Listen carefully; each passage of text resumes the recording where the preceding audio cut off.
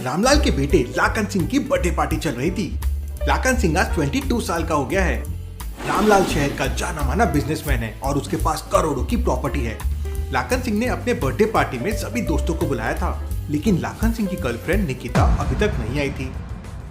लाखन सिंह अपनी 4 व्हीलर निकालता है और निकिता के घर पहुंच जाता है। निकिता अपने घर पे अकेली रहती है। रात बहुत हो चुकी थी, इसलिए निकिता के घर की सारी लाइट ऑफ थी। अरे, लाइट कैसे ऑफ है? अभी तो इसको तैयार हो जाना था। लाखन सिंह दरवाजा नॉक करता है, लेकिन कोई दरवाजा नहीं खोलता। यहाँ जरूर कुछ गड़बड़ है। क्यों लॉजिकल आर्मी? लाखन सिंह को ऐसा क्यों लगा कि यहाँ कुछ गड़बड़ है? सोचिए सोचिए।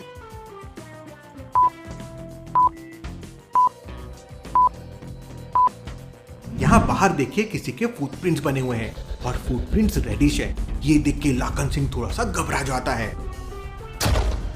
वो जोर से दरवाजे को धक्का देता है तो डोर खुल जाता है।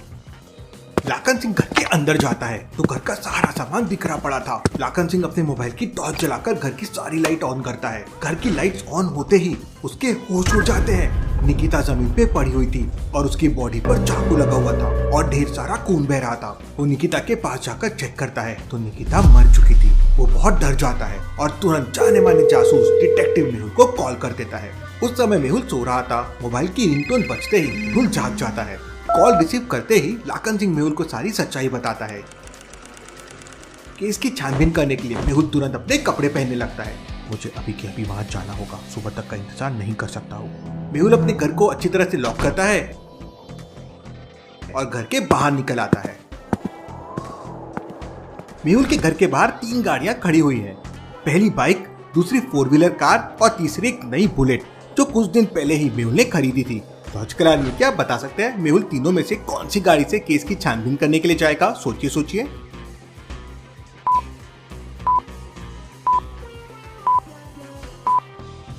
ध्यान से देखिए, कड़ाके की ठंड पड़ रही है और ओस की बूंदें भी गिर रही है। ऐसे में बुलेट या फिर बाइक चलाने में काफी मुश्किल होगी, इसलिए मेहुल अपनी कार से जाएगा। मेहुल अपनी कार से निकिता के घर पहुंच जाता है। मेहुल अंदर जाके देखता है तो लाखन सिंह वहां पे दुखी बैठा हुआ था। वहां पर एक कॉपी, पेन और सुसाइड नोट रखा हुआ था। ये सुसाइड नोट नहीं है, बल्कि इसका मर्डर किया गया है। लॉजिकल आदमी क्या बता सकते हैं मेहुल को ऐसा क्यों लगा कि ये सुसाइड नहीं बल्कि मर्डर है? सोचिए सोचिए।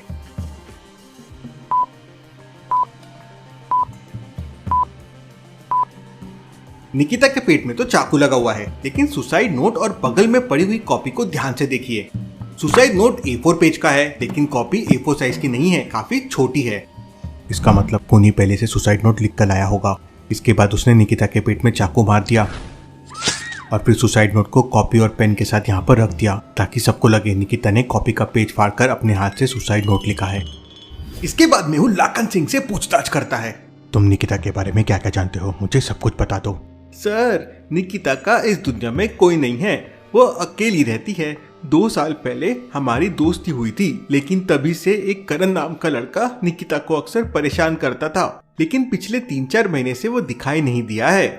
हो सकता है इसमें करण का हाथ हो, मुझे उससे पूछताछ करनी होगी। मेहुल डॉक्टर संजना को कॉल करता है।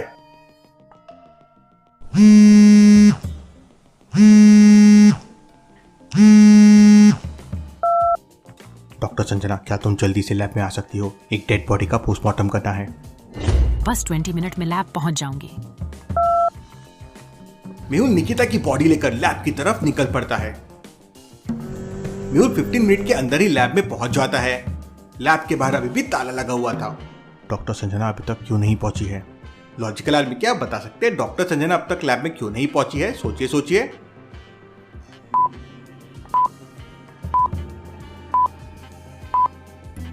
क्योंकि डॉक्टर संजना ने कहा था कि उसे 20 मिनट लगेंगे लैब पहुंचने के लिए और मेहुल तो 15 मिनट्स में पहुंच गया था।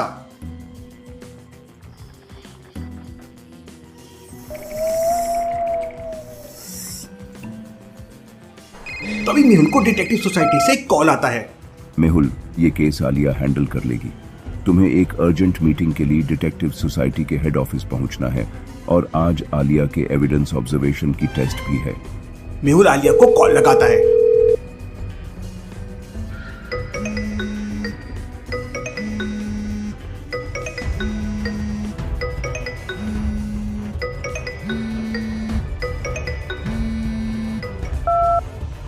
आलिया, अर्जेंट में डॉक्टर संजना के लैब में पहुंचो, एक केस सॉल्व करना है।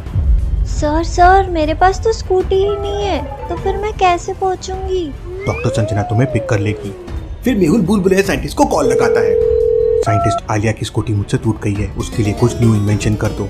बस इतना कहते ही मेहुल डिटेक्टिव सोसाइटी की तरफ निकल पड़ता है। डॉक्टर संजना आलिया को पिक करती है और दोनों लैब में पहुंच जाते हैं।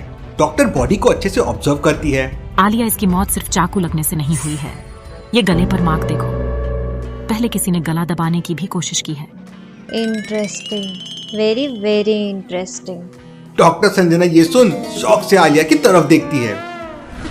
मैं भी ना मेहुल सर जैसे होती जा रही हूँ। सर ने कहा था करण से पूछताछ करनी है, मैं पहले उसके घर जाके पूछताछ करती हूँ। आलिया डॉक्टर संजना की कार लेती है और करण के घर की तरफ निकल पड़ती है। ये डॉक्टर संजना के पास क्या मस्त कार है, फुल ऑटोमेटिक। लेकिन डॉक्टर के पास इतना पैसा आता कहाँ से है? मेहुल सर तो 1 रुपया भी नहीं देते, बस काम पे काम करवाते रहते। सोच रही हूँ एक पोल्ट्री खोल लूँ, वहाँ मैं 10 मुर्गियाँ पाल लूँगी। 10 मुर्गियों से 100 अंडे मिलेंगे, 100 अंडों में से 100 मुर्गियाँ निकलेगी, 100 मुर्गियों से फिर 1000 अंडे, उनसे फिर 1000 मुर्गियाँ। थोड़े दिनों में तो मैं करोड़पति ही बन जाऊंगी। आलिया अपने ही ख्यालों में खो जाती है। तभी पीछे से एक कार आलिया को हॉर्न देती है। Focus Alia, focus. तभी आलिया को मेहुल का कॉल आता है। आलिया, तुम्हारे सामने वाले पान ठेले पे करण खड़ा है, जल्दी से उसे पकड़ो और पूछताछ करो। सर को मेरी लोकेशन का कैसे पता चला और करण की लोकेशन का कैसे पता चला? वाह सर, जब भी तो वो नंबर 1 डिटेक्टिव है, नंबर 1। आलिया पान ठेले के सामने कार रोक देती है, लेकिन वहाँ पे 3 लोग खड़े थे। आलिया तुरंत समझ जाती है कि तीनों में से कौन करण है। लॉजिकल आदमी आलिया को कैसे समझ गया कि तीनों में कौन करण है? सोचिए और आपका आंसर मुझे कमेंट करके बताएं।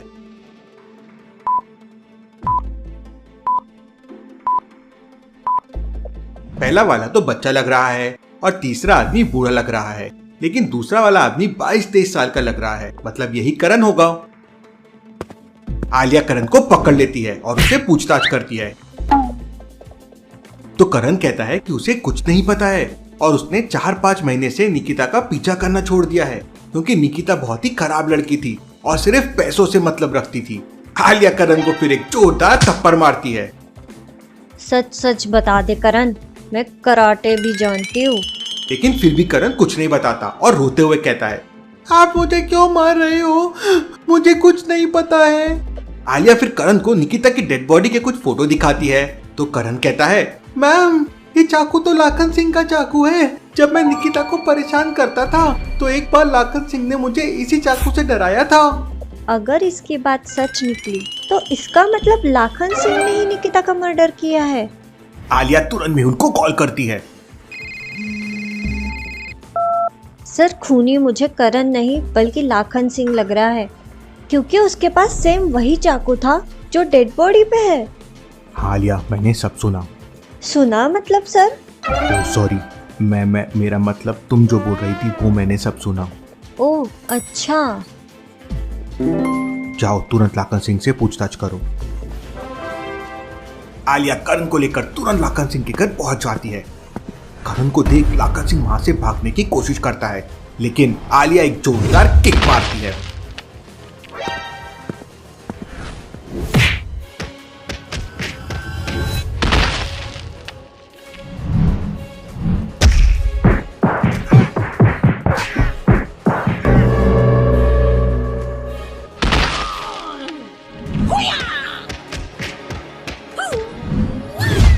और आलिया उसे फिर पकड़ लेती है।